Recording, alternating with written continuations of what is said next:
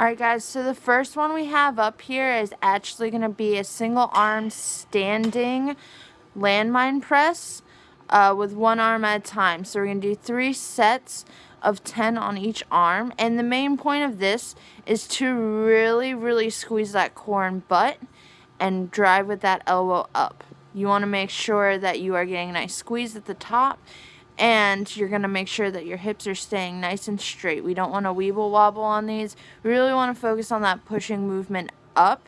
And what this is going to do, it's going to work a lot of your core at the same time as your upper body, a lot of your shoulders, your lats, a lot of strengthening that area, and then switch over. So you really want to focus on nice contractions of that muscle as well as a nice balance.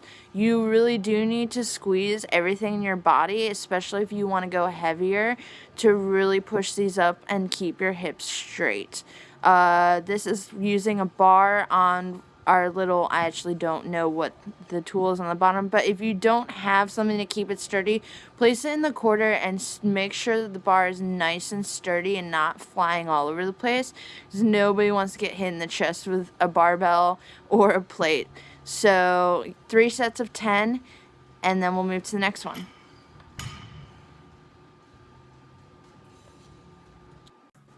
Next up is going to be a front plank. So you can either do elbows or you can do arms if you're not at your top point of your planks or you're just starting.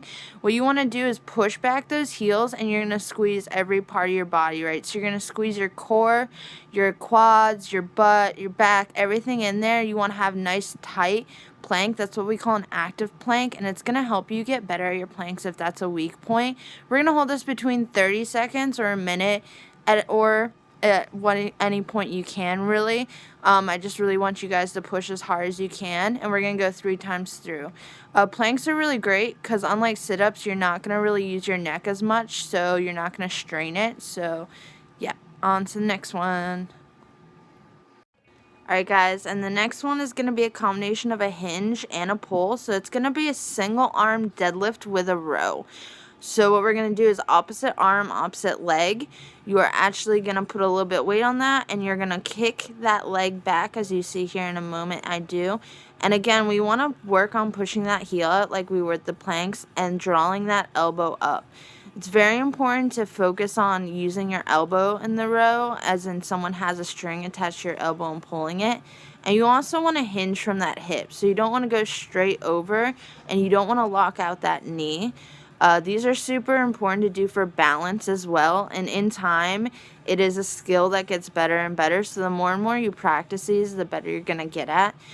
You might have a stronger leg and a weaker leg, so if you have to use a 10-pound weight, there's no shame in that. Mostly when you do these, the slower the better, because we're not really trying to go for speed here. We're trying to work on some balance just to incorporate that in our everyday life. So we're going to do 3 sets of 8 on each side. Also, what's super important is when you bring that leg back up, make sure that it's coming right in line with the other one. As you can see, this is something the more and more you practice to do is the better. You can also throw that arm out to offer a little bit more balance, and we want to keep our hips straight again. We don't really want to push our hips out and to the side. We want a nice straight line, and then we're just going to switch 3 sets of 8 on each side. And we will move on to the next one. Alright guys, and then our 4th one, we're going to go back to an isolated ab exercise. And this also is going to help with a little bit of hip hinge if that's an issue we have.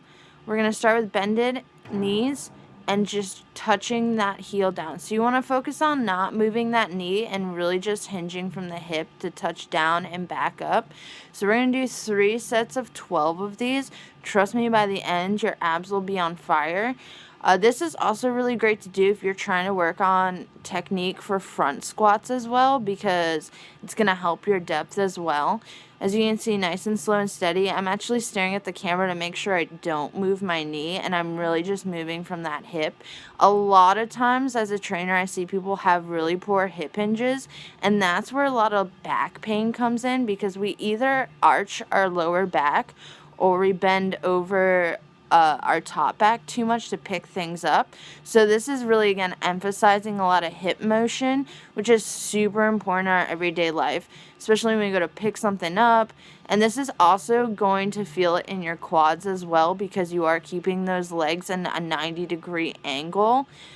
And you're really just going to be feeling this by the end and isolating some of that core as well as working that inner obliques and that inner abdominal, which is people tend to have struggle with. So 3 sets of 12.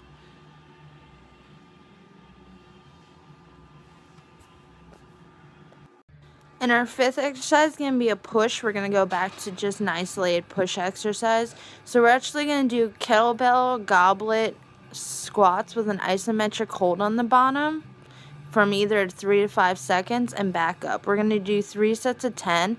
I am also going to add another clip in this because I feel like squats are super important to look from the lateral side as well as the front side. So from this side, you can kind of see how I push my legs out and keep my back straight. So really, I'm emphasizing on pushing those hips out, and this should also probably feel a lot better doing after those heel touches. And so you're just going to go down and hold for a few seconds and come back up. Again, like most of the exercises, the slower the better. Especially if you're new to this, we don't really want to have you be doing speed squats. And unlike regular squats with a hold at the bottom, you kind of want to hold that position down there, which is going to make you more comfortable in that range of motion. So we'll go from the front side here.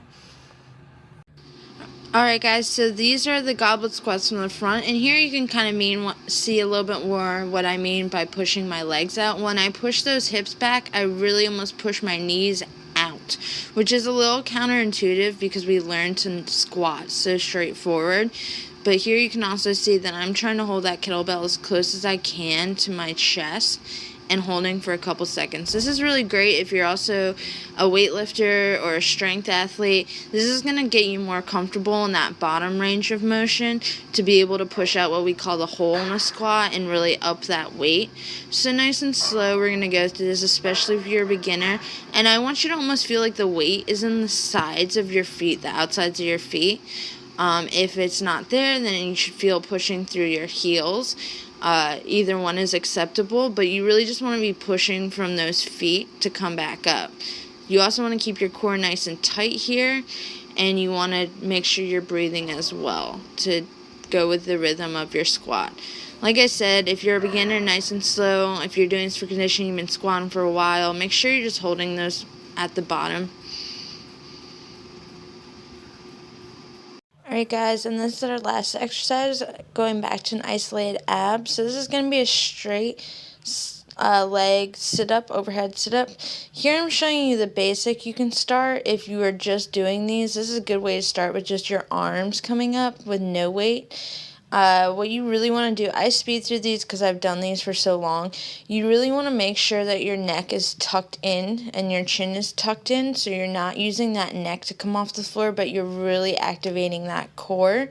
So if you're just doing this and you're beginning and you're just trying this workout out, nice and slow is the best way to do it, even if you're conditioning, because we'd rather have good form over performance. Anyone who works with me knows that that is a key form for me. These are just a little bit easier for me because, as you can see in the next one, in the progression, if you guys have been doing sit-ups for a while, I'm going to show you. The speed is just because I have no weight, so I'm a little used to more volume, but when I come back, you'll see that I actually have some more volume in there. I am, I believe, using a 25-pound plate. You can use a 10. If you're doing this for conditioning and you're going for mostly time, use a smaller weight. If you're trying to go heavy and you want to use this as a heavy workout, then yes, go heavier. But a 10 plate works just as fine, or your arms just work as fine. So as you can see, when I start with the plate too, I also start with my arms over my chest and then come straight up to make an L. I also like putting my feet there close to the wall, just because then I know I can fully stop my feet there and come up to a good L position. This is also really great if you're trying to work on overhead movements like overhead squats or push presses, because you're really going to learn how to pull your head kind of through your arms and become more comfortable with that feeling, because it is kind of odd to begin with. But yeah, this is our last set, 3 of 10. So I hope you guys enjoyed, and let me know how you guys feel about the workout.